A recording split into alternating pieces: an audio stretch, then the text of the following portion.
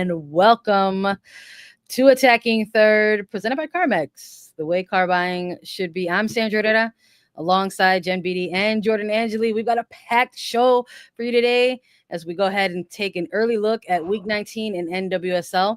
We're going to also chat a little bit about the rest of the table. Kansas City is already clinched, so who in the league at this point has the best shot of knocking off Kansas City? And of course, we are going to chat all things Alyssa Thompson and Angel City and Chelsea? Question mark? I don't know. We'll see. It's too much to talk about alone. Can't do anything alone. So, of course, happy to be here alongside you, Jen, Jordan. It's been a minute. How you both been? Jen, you go. I'm good. You know what? I was going to say I had my volume on full when the music intros us in, and it hyped me up every single time. I don't know who came up with that tune, but I love it. I mean, it needs to be on Spotify so I can download it and just play it. You don't just wake up to it. Doom, doom, yeah, doom. I do my new alarm. Doom, doom. I do had it really loud, and it was a little too loud in my earphones. So Mark, our producer, said he'll send it to you, Jen. So you're good. You're good there. I'm good, Sandra. This is nice. This is my first time meeting Jen and working with her, so I'm pretty pumped about it because she's done an excellent job. And always nice to be with you, Sandra, the OG. Oh, same here. But it's funny too because it's like I almost sort of feel like at this point in the season, whenever like one of us is crossing paths with another for the first time, like in a working capacity, it's like, oh, wait a minute, but I've like seen you and your floating head in some area, like it's somewhere on our social channels or just like tuning in and listening. And then you're like, oh, wait, this is actually our first time working together. That's still fun. We're always full of surprises here and gratitude, of course. I'm always filled with gratitude anytime we get to hop on this show and talk all things women's soccer. And I'm just so thankful for everyone joining, whether you're joining us here on A3, listening to us, the podcast, or live on YouTube. Let us know too if you're joining us live. Let us know how you're feeling in the chat. I'm sure you've got plenty of feelings about Alyssa Thompson or the upcoming postseason in NWSL.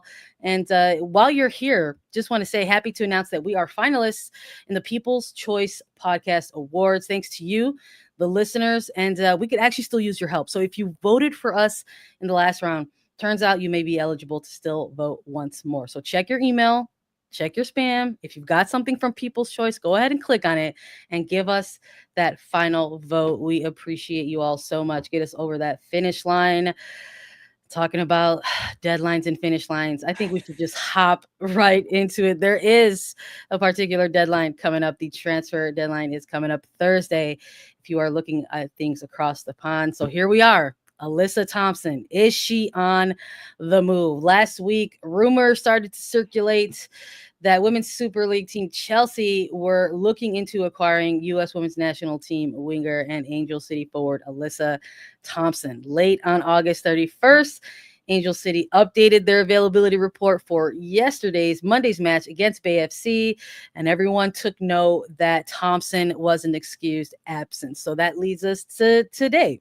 How true are these rumors? Is Alyssa Thompson, in fact, on the move? The transfer window closes very soon. It closes on Thursday. So is that last goal that we saw by Alyssa Thompson, maybe the last goal that we saw for her in an Angel City uniform, at least this season?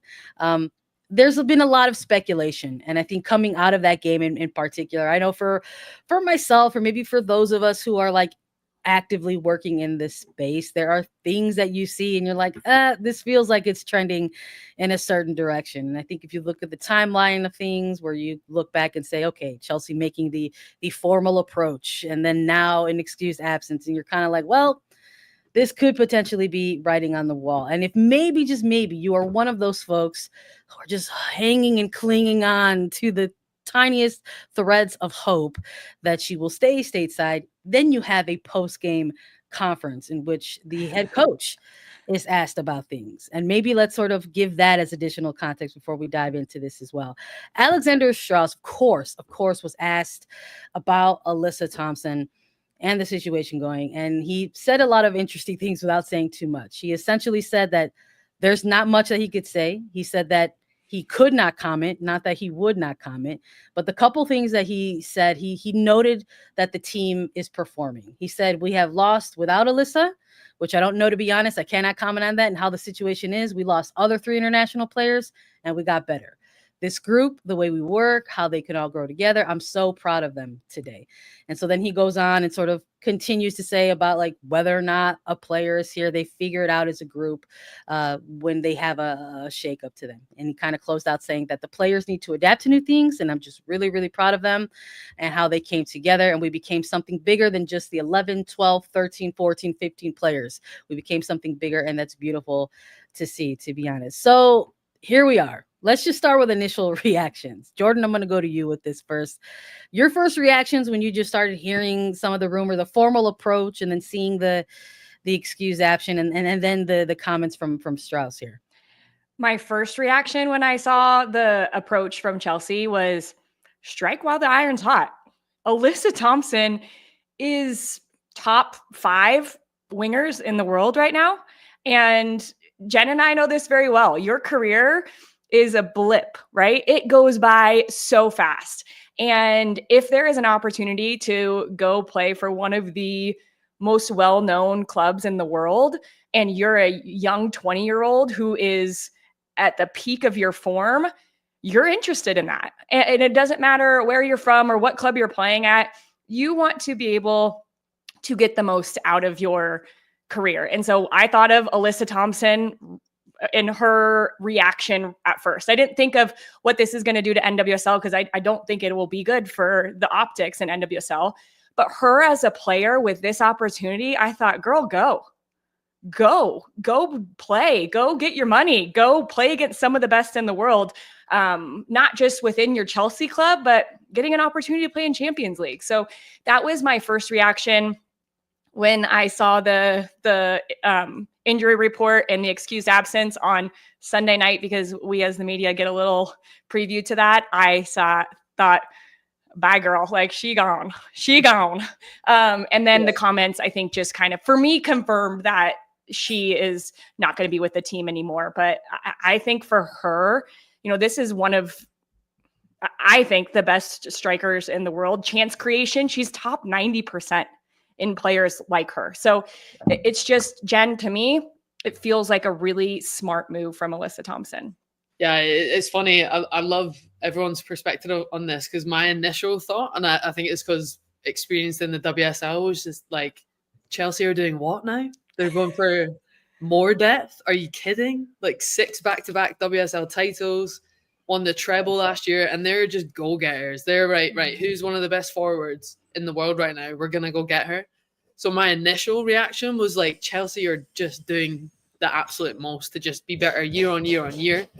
I think everyone will be blown away by their front line. And if she is another addition, you're talking about Sam Kerr being back fit, Ramirez in the front line, Lauren James when she comes back fit as well, and now Thompson. It's just incredible. But no, Jordan, you're spot on. I think for any young player, she's already established herself in the NWSL. Everyone knows what she's capable of. But I think this will be such amazing growth for her if it does happen tactically, to go and explore in another league, go and perform week in, week out if she can solidify it. You also got Ritten Cannerig, just thought of her, by the way, as another forward. Like, it's going to be so... Keep adding to it, right? I'm like, it's going to be so competitive for her to earn that position in the front line. I think that's what any young player needs. So I think it's, if it does happen, like when I saw her on the excused absence list, I'm like, okay, deal done. Like, that's just... Yeah.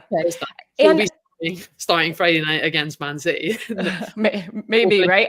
Maybe. One last point, Jen and Sandra, is I think this is a really important time for players leading into the 27 World Cup. And one of the benefits, I think, of going to play there is you're playing against international competition a lot, right? You're playing against a team from Spain. You're playing against a team from Germany. And so you're getting looks at players, defenders that you're going to see again in the World Cup that you maybe wouldn't if you're here in the United States. Also, your current US manager, Emma Hayes, was the long-standing manager of Chelsea. So, like, she'll have asked all of the advice. What do you think? If you've got the, sort of the nod from your US manager to be like, yes, go and do it, my eyes will be still on you if you go back and play. That's where Emma Hayes, I think, is still. I don't know where she's living, but she's watching all the games, right? But you've got all the advice of your national team manager to be like, great club, go and do it. So you've got that sort of backing, and I think when someone of that stature and caliber is telling you, yeah, it'll be a great move, you go for it. I think just to kind of maybe narrow the conversation into other really interesting points that I think folks are going to be talking about, even when and if this does come to fruition. My reactions were just like immediately good for the player. You only have so many years on your career, and you should absolutely make the most of every opportunity in front of you that comes your way. And sometimes it is about that timing. And maybe this is that timing where it feels right for Alyssa Thompson. And so I'm like, adios, God bless, like represent yourself and everything else well. And then there's the sub layers of conversation here. And Jordan, you touched on this a little bit, like how big of a loss would this be for Angel City? And then to open that up a little bit to how big of a loss would this be for the league? And I think it feels like a particularly spicy topic because this has been a very interesting year for the league in terms of player movement both in and out of the league. NWSL has been on the receiving ends of big transfers and going in and going out now as we see the transfer market kind of balloon and evolve in the women's game. But this is a year where, national team to NWSL, we saw a gold medal run. What was that? What were those storylines going to look like? And I have to imagine if folks were mapping out their content for 2025, that got blown to smithereens when you've got Mallory Swanson and Sophia Wilson expecting. And now you're also throwing in into the mix a very curious injury to Trinity Rodman, as she kind of has been in and out for long stretches of this season. So it opened up the conversation to like, who are people keeping their eyes on in this league? Well, very quickly that became Alyssa Thompson in this league. And maybe you can open that up to others in Ally Sentnor, Michelle Cooper, but Alyssa Thompson had absolutely looked at 2025, took it by the scruff of the neck and said, this is mine. This is a player that has been kind of in the conversation of MVP chatter in 2025. So you brought it up, Jordan. How big of a loss is this going to be for not only Angel City, but also the league? Huge, massive. I think there will be a lot of disappointment because of the way that this league, there's a lot of eyeballs on it. And I think that is awesome. The league has grown so much and people are watching and realizing that the competition every single week, which we will talk about, is so fierce. It is the hardest league to play in. And I don't think the weekly games that Alyssa Thompson will get if she joins Chelsea and WSL will be of this stature, but they will be different things, like Jen just said, tactics, patience in some of the ways that they build that she will learn. But the intensity of this league is the best in the world. And it would be very difficult if you lose a superstar like Alyssa Thompson, because she is a young superstar. She has so much more to grow. But I think for the league in general, it worries you because she left. Even Angel City, I think there should be worries because that's now potentially 3 internationals within the last week who are leaving, which makes me have a big question mark in my mind as to, well, why are they leaving? That's maybe a different conversation. But with her and Naomi Girma both leaving, these are 2 players that I think everybody had eyeballs on. Both, well, one went to Chelsea, one potentially going to Chelsea. This is difficult for the league and something that, it won't change unless the salary cap has a major increase. You can pay players what they feel like they would earn somewhere else and keep them here. But they're big questions. And I think questions that the league is going to have until they figure out a way to keep these players here. Jen, take me in the locker room to something like this. Your team on the cusp of playoffs. Yeah. You've now managed to turn these scrappy draws that you've been getting into wins. And they've got a couple of wins to hang their hat on. I mean, Straus alluded to those. Say, hey, it feels like this team is turning a corner. Mm-hmm. And you don't want to look at a potential move like this as being like a white flag on a season when you are at the brink of potentially crossing that playoff line. So for the players who find themselves still in that hunt, in that push, what's the mentality and what do you do to just stay locked in to the energy that you have manifested so far? I'm gonna be brutally honest here. In my experience of those periods where your focus is winning games, and you've got players who are in the media who want to go, let them go. Like you just want to move forward as a team and you want to win. That was always, the experience I saw around a dressing room, and it was no bad blood. Don't get me wrong, but we've all seen things that, if players want to go, that's where the noise ends up carrying. We've seen it in all the press conferences. We've seen managers have to answer questions. Players will be asked to ask questions as well.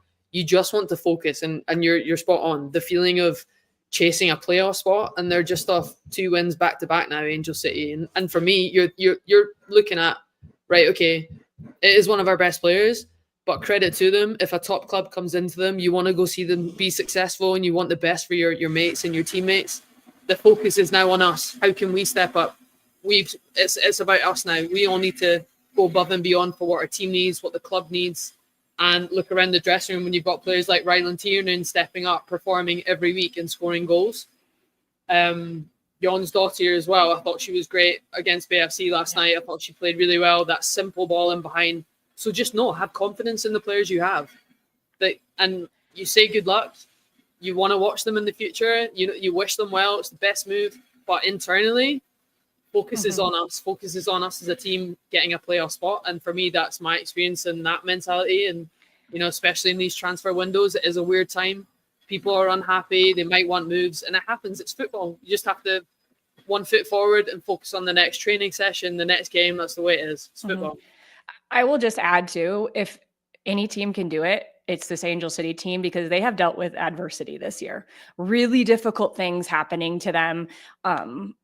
With players with Savvy King, having to get through that mentally, recover from that. They have had 2 coaches. They've had this thought of like, okay, we're playing for this coach. Now we have to go to a different coach. They've already had players leave. And this is a team that has some real youngsters, but some older players that have the experience, like Jen just said, and have the ability to see the big picture and say, we can't control that. So let's control what we can control, which is their mentality, their work rate. And I think you saw it last night, that this is a team, despite who's on the field, they are going to come out and give you their best and really come after you. So I think, you just got to control what you can control. And in this moment, that is their performance on the field.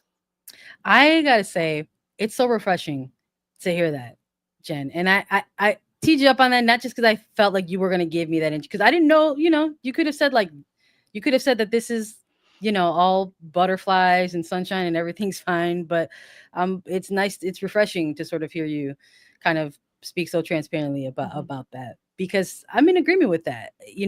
This Angel City team is, I hate to be this way, but it's not new territory for them. I mean, Straus alluded to that in his comments about this group having to adapt to those things and lock in and move forward, because that is the sporting business side of football sometimes. And I think for the type of player it is, there's going to be all this conversation, because it is a rising superstar in Alyssa Thompson. And for me, I think she's culture. Like, Alyssa Thompson is culture. She's going to be this sort of, this is going to be like a cultural shifting kind of move, because I think she's the perfect player to kind of gauge that meter about, club loyalty, player loyalty, which is a conversation that we also have on this show from time to time. There's something so special about the dedicated fan base in NWSL and how player focused and player attached it is. And how on the other side of things, if you are a club trying to build that similar loyalty, you're finding the challenges of that, because fans are sometimes following the player where they go versus the club. And I think Angel City is in an incredibly unique position, because I would argue that there may be one of a handful, maybe even one of like 3 clubs that have established themselves with brand loyalty, club loyalty. I would say Angel City, Spirit, I would include in this conversation, and Kansas City Current, really. Like, there will be players who come and go and wear that crest and wear that jersey. But those fans, those season ticket holders, they bought to support the club. That's not to say that they're still not going to be a fan of whatever player XYZ when they come in and out. but they're still going to go to those games and they're still going to be dedicated. But we see some of those signs, like Alyssa Thompson, please don't go. Like, stay in Angel City, don't go to Chelsea. So you still see some of that. So for me, I'm so intrigued by the possibility of this move, because even though you will see that throughout clubs, the player movement coming and going, I'm curious to see about the support that comes after that and how it still kind of grows and stays. Because you do have these incredible forwards who are starting to build this budding chemistry. It's Riley Tiernan, who's slicing and dicing defenders and setting club records for goals. Or John's daughter, who's looking more and more powerful week to week. Like, she's just getting stronger and more adapted into this league as the weeks go on, which is kind of what you want at this point in the season. So in terms of like the generalities of will Angel City be okay, I actually think they're going to be just fine, because they have done a lot of work to make sure that their club is representative within the community and that they want to be a staple within the larger landscape of greater Los Angeles sporting franchises. So it's something that we'll have to keep an eye on, because nothing's done until it's done. Will it be this window? Will it be the winter window? Who knows? Stay tuned. We'll be waiting to see what comes out of this one. And we're going to keep an eye on it moving forward. And we're going to keep it moving here on A3 and talking about all things women's soccer. We've got more to chat about in NWSL. Stay tuned after a quick break.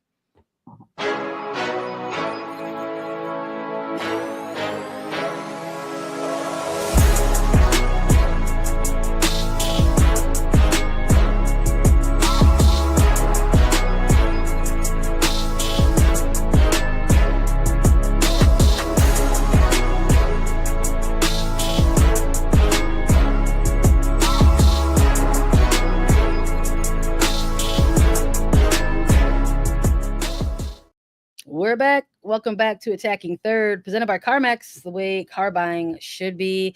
Week 19 is upon us. We had a lovely long weekend of NWSL games through week 18, but now we got to go ahead, look ahead at week 19. We've got an ever-changing landscape across the league. So with just 8 games remaining in the regular season, we got to chat about 2 games that we're going to keep an eye on. Going to maybe answer some questions, going to maybe present some more for us regarding these handful of teams. Could these games be the momentum shifters for each respective club? Let's start with Racing Louisville, who's in 7th place, going up against Portland Thorns, who are in 6th place. These clubs find themselves kind of as equals, both 26 points, but Portland does have the tiebreaker in this one with a 9-goal differential. For the Thorns, Jordan, they are coming off of an interesting loss here. They dropped points to Utah Royals FC. And while we never want to play down the parity, the lovely parity that exists in this league that really shows its head during the second half of the season, you still got to feel like that was a bit of a missed opportunity if you're the Thorns. Worst loss on the season, I think, for anybody. Portland had gone 10 undefeated at home, and then they lose to Utah, who isn't like barely scoring goals. And you got to credit Utah for a lot of the things they did. And I think that's maybe the biggest thing that I'm going to talk about as to what Portland can do better in this Louisville game is Utah just mucked it up, right? They made it difficult for Portland to have any kind of rhythm. And if you're looking at identities in this league, who does that best? It's this Louisville team. They are the best against the ball. They have an identity of pressing, of making it really difficult on teams with the pressure they have, not only high up on the field, but the numbers and the way that they can win the ball back in the midfield. And so I'm looking at Portland in this game against Louisville and thinking it's 2 difficult results for them in a row, this Portland team. And they really go the way of their midfield. If their midfield can find the ball and dictate the tempo of the game, then they can be successful. And the question to me is, do you get more when Jesse Fleming's in the midfield and Moultrie is out as a winger, or Moultrie as the 10? Because I think at the end of the game when they were chasing against Kansas City, the Moultrie in the 10 was the way to go. But then in this game, she couldn't find the ball really, wasn't as effective. And so I think you try to bring in someone who's a little bit more ball retention, and maybe you can use Moultrie as a tucked in winger to overload the midfield of Louisville to have numbers so you can play through your midfield. But I think Portland has to really reevaluate. Like if they're going to play against these teams who have the edge on them when it comes to intensity and battling, well, then they got to up the level, and you got to get Coffee on the ball. You got to get Sagita on the ball, and you have to make sure you can mitigate that with how you want to play. So that's the big thing I'm looking for Portland in this game against Louisville this weekend. Louisville's in an interesting position in that not only are they in 7th place, but it sort of feels like they've figured some things out this year in terms of chasing that postseason dream. They've been this franchise that have been trying to figure things out really ever since their arrival in 2021 as an expansion side. But for some reason, things are clicking this year, whether it's Bev Yanez on the sidelines leading the charge, or Taylor Flint putting together a really, really good season in the middle third for them. They're figuring some things out. Something else they got to figure out is how to stop dropping points, because they've dropped 3 of their last 4 matches after the 90th minute. Those are the things you want to tighten up if you are finding yourself going into the postseason. Jen, I'd love to pitch you this thought. There's something that feels familiar for me anyway about this racing side, even though they're on this new postseason journey that might feel real for the first time. It's giving me shades of 2024 Bay FC. Bay FC was this side in the late second half of the season that teams did not want themselves going up against. And I feel like Racing has sort of presented themselves as a similar side. This is not only a team that could potentially steal points off you, they can absolutely maybe smash and grab and take all 3. But this is a little bit of a new experience for this club. Being firmly in the playoff conversation, what's it going to take for them to make sure that they stay there? Yeah, I mean, I think first of all, the break did them the best of the good, I think, because they had the hardest 4 games coming out the back of the break. I think they played Current, all the top teams, the Wave, KC Current, and Spirit off the back. And you're spot on. They were really close to getting more points than they did. And I think that's the frustrating part. The thing for me is their connection and solidarity for me in their press. That when you watch them press from a front, that high pressing situation where they win the balls high, Bev Yanez just has them so organized when they do it. It really feels like it's a connection from front to back. Everyone knows their role. I do think another key one is when Janine Sonis is in that outside back role with the game ahead of her. I think that's changed Louisville's setup a little bit, and her, I guess, experience of knowing when to join the attack and when to stay solidified at the back. But for me, it's they've had a really tough run. They're conceding goals late in a game, which is, for me, as someone watching, is always so hard to see, right? When a team has grafted that amount of time. But I think, going back to your question, the break done them the best of good. They had that time to get organized and reset and work on real big fundamentals that I think have set themselves up. And that's what was huge for us, because we had a really awful start in our opening inaugural season for BFC, and that reset middle of the season, which was pretty new in the NWSL, right? That week off you had to have, but it allowed that time just to work on fundamentals that, come this crunch end of the season, you've worked on, you've been there, done it, and you're just finding your feet. There was loads of changes in the 11s, constant changes, rotations, and then I think Albertine Montoya eventually found his 11 that he stuck to towards the end of the season. And I feel like that always helped us last year. But with Louisville, I think it's just a focus that you have. I think a team just has to, it's like do or die, right? There's no time to get one more game. There's 8 games left in the regular season. But I love this matchup purely. You're level on points. I love that.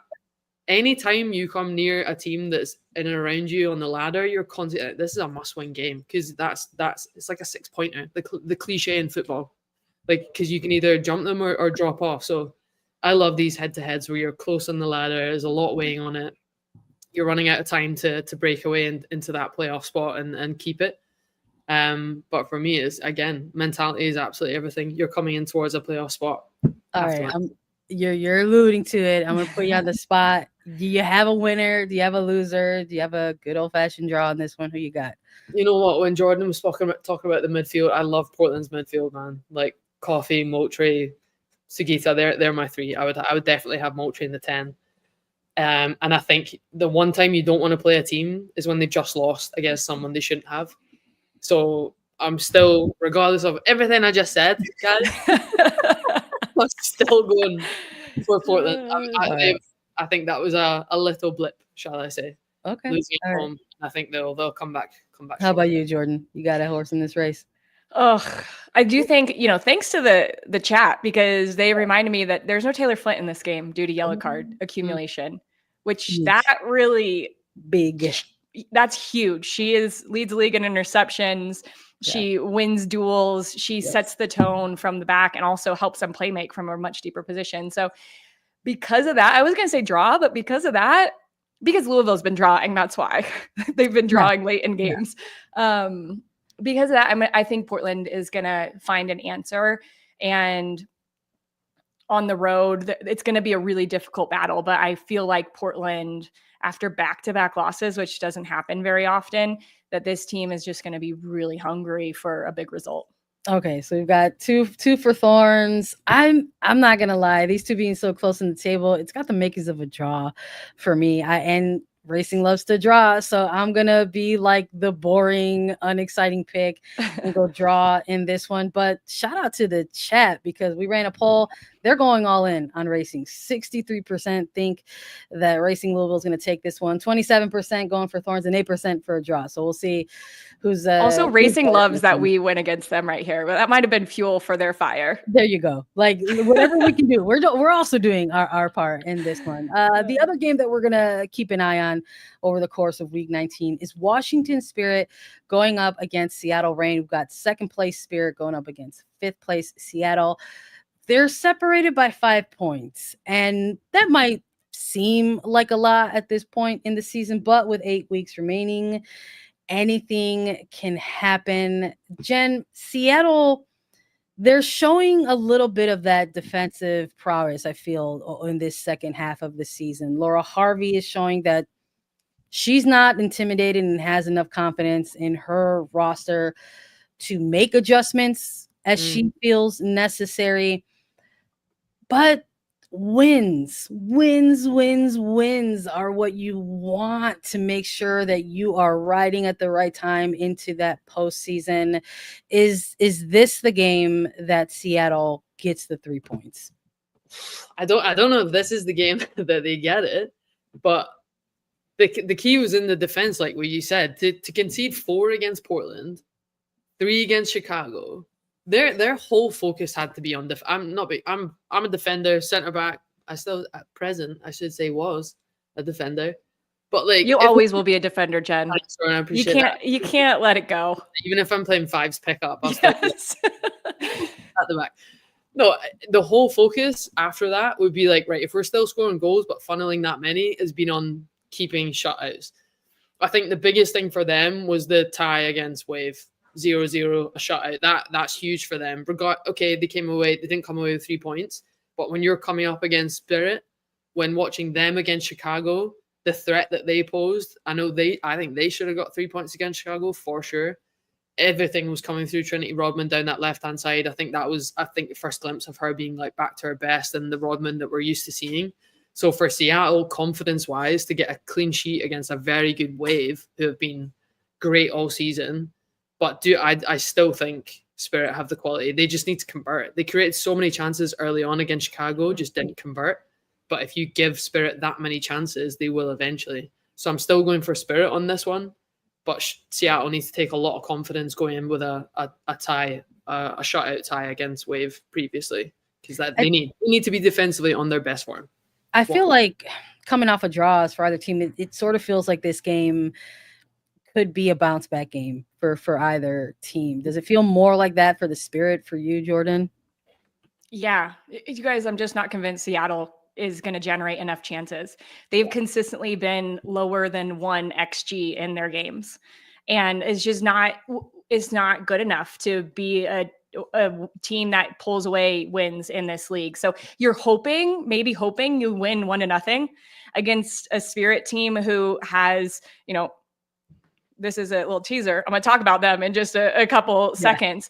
I just don't think that Seattle is going to be able to withstand. They're going to have confidence. Yes. From this last game, I agree with Jen, but I think the Spirit are on an upward trajectory, and they're starting to figure out how the pieces fit together. So it's going to be a bounce back game. And I think it's going to be the Spirit finding a result. I think I need to see a little bit on that availability report, and it's just too early in the week. Cop out. Yeah, I call it like you see it. You're going to give us another draw? I might give you another draw, buddy. Listen, I'm a little concerned about they're now leaving that game for the Spirit. You know, I think I'm in agreement as well, even though I'm the Chicago kid here. I'm in agreement as well that the Spirit let points go in that game. It was a match where they should have walked away with 3 points, but they simply didn't.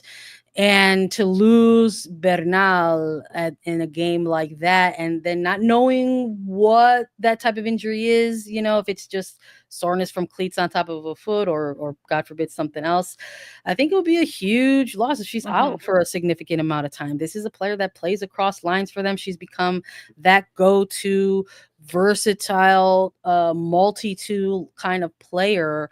And to lose her, I think will force the Spirit to make more adjustments. And they found themselves with Bernal being the answer to those adjustments early in the season. It's like, okay, we've got to figure some things out between lines here. Go with Bernal. Plug her in. She'll figure it out. And so now what do you have to do when you have to adjust for your adjustment? So there's a lot of question marks on both sides for me, and I hate to do it, but yeah, I do think this one's going to be a draw as well.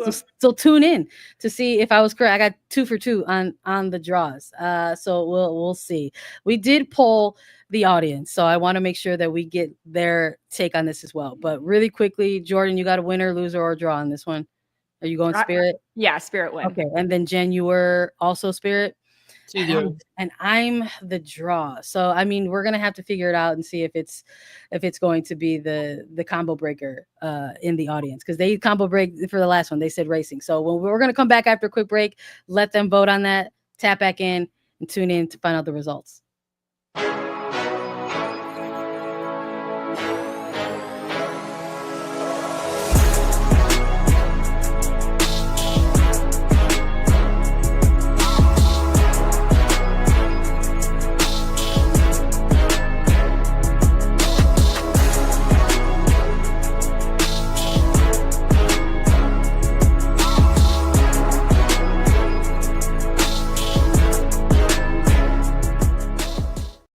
Welcome back to Attacking Third, presented by CarMax, the way car buying should be. We've got a vibe check for this one, calling it the rest of the field. And we got to talk about the rest of this table because Kansas City have already clinched. So what does that mean for everyone else? We did run a poll in the last segment. Folks think that they're going for the Spirit in this one as well. So maybe we're putting the Attacking Third jinx on the Spirit. I'm a little nervous. Sandra, is 73% win for the Spirit? I don't think we've ever. Have you had a poll that's that? No, I've not seen 8% law. Like, yeah, like I don't know about those odds. That's low. Tough stuff here. But you know what? Let's stick with the Spirit a little bit, because if we're doing a check-in here on the rest of the field, Kansas City Current doing the thing that we all knew that they were going to do, because if someone shows you who they are, believe them. Kansas City Current have shown us that they are an incredible team this year and that they are the club to chase, going ahead and clinching a postseason spot before the calendar even flipped to September.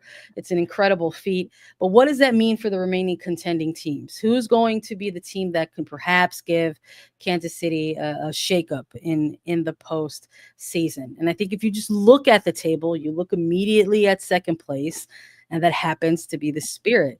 And so maybe it opens up that question to say, who is the team that is going to be the ones to contend, in the very least, the postseason? Maybe this shields out of contention very soon, but we'll see. If it is the Spirit, how do they have that advantage over Kansas City? Is it in the attacking third? Is it in the midfield? Is it in the defensive third? Do they have the advantage over Kansas City in any of these areas? I'm going to start with you, Jen. I mean, I do love their midfield. I when Herschel coming back from injury, Croy Bethune as well. I think they're top players that Bethune just hasn't. She did get her goal, which I think confidence wise was really key for her coming back from injury.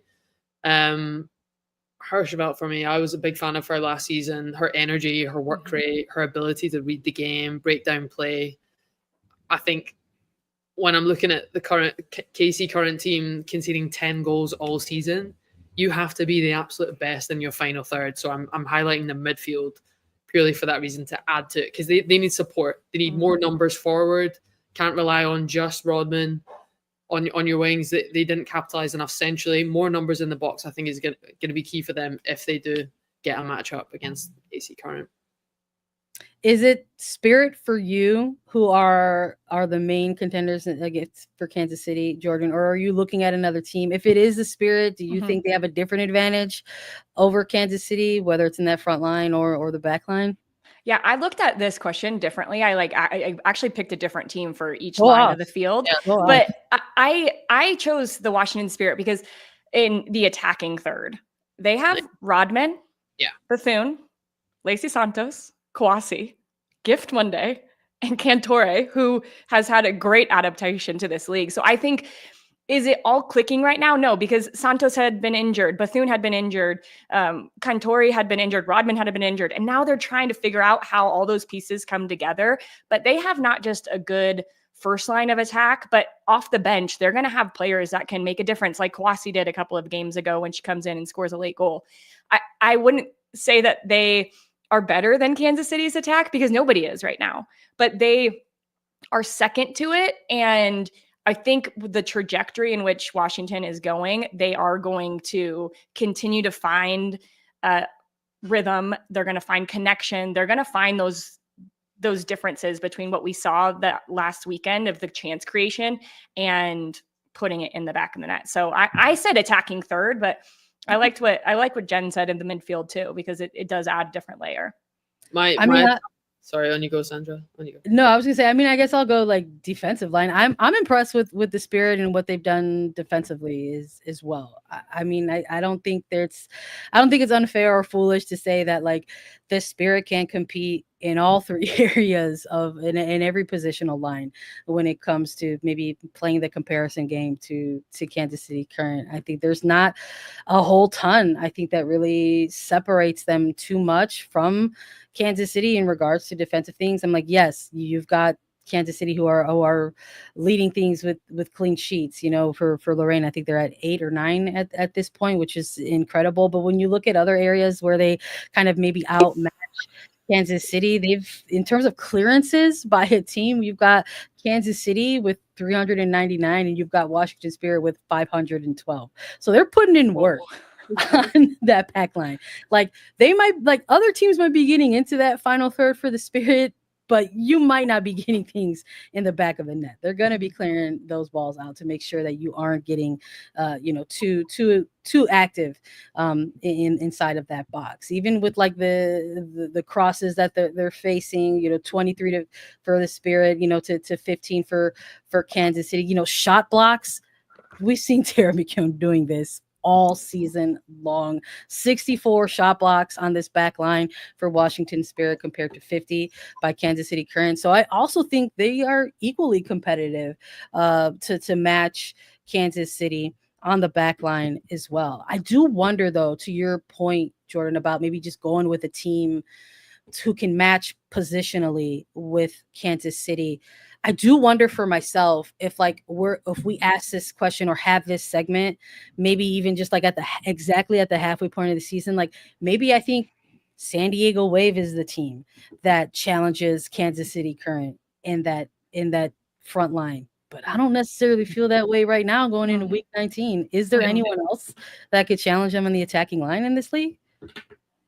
I had Spirit, so that's the only one that I had. I had San Diego for the midfield, but I think it all is dependent on McCaskill, and she went out with that injury a couple weeks ago. I don't know how long term that is, so it's gonna be hard. But the thing that I love about playoffs is it's one game, tactics for one game. You really hone in on it and you go for it. And so just like we saw Bay almost beat Washington Spirit last year. Like, you do not know what is going to happen when it comes to playoffs. So, we're 8 weeks away and I am already pumped.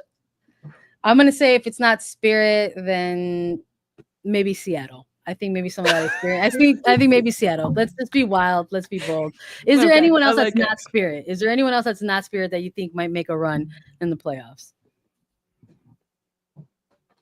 It could be no. It could be no. If you all want to boil it down to a 2-team league, God bless. Man, I do love San Diego, but they're not scoring goals right now. So I think that's the biggest thing that you want to be clicking with 8 games left, and they're not quite clicking. And I think the McCaskill, she has been one of the best midfielders in the league this year. And I think if they don't have her, things are a lot different. I think you can't. We have to talk about the Pride. I know they're off the back run, but like with new signing coming in, O'Valley, you never know the impact. Of course, Barbara Banda, big injury, huge loss. But can they just come together with it and move forward? And they're in 4th place. They're still having a great season. They're just a bit of a hard phase right now. So you can never write off the Pride. Yeah, you can't, and not in the playoffs at this point. They're the reigning champions. They deserve that honor of saying like keep them in the mix. I do like the signing that they made of Elise Bennett as well. Yeah. It's gonna be a wait and see approach to see how that works out. But we'll keep checking back in because there are just 8 weeks left in the season. This table is changing week to week. We are gonna stay tapped into it to make sure that we keep the excitement running high leading into this NWSL postseason. Speaking of excitement, we've got a CONCACAF W Champions Cup game tonight on Paramount Plus. You could catch 2 matches featuring NWSL sides. We've got Orlando Pride going up against Alajuelense at 5 p.m. Eastern and Alianza against Gotham FC at 7 p.m. Eastern. So make sure you tap in on Paramount Plus tonight. That's a wrap for us. Attacking Third is going to be back on Thursday, September 4th with a full-on preview to kick off the new season of Women's Super League. You can get all of that with Lisa Carlin, Darian Jenkins, and McCall Zerboni. Thanks, everybody, for being here. Make sure to follow Attacking Third wherever you get your podcast. Go ahead and leave us a 5-star rating and review. We're also available on youtube.com/Attacking Third. Catch us on the CBS Sports Golazo Network for all your women's soccer coverage. For our producer, Mark, Jen Beattie, Jordan Angeli, I'm Sandra Herrera. This was Attacking Third.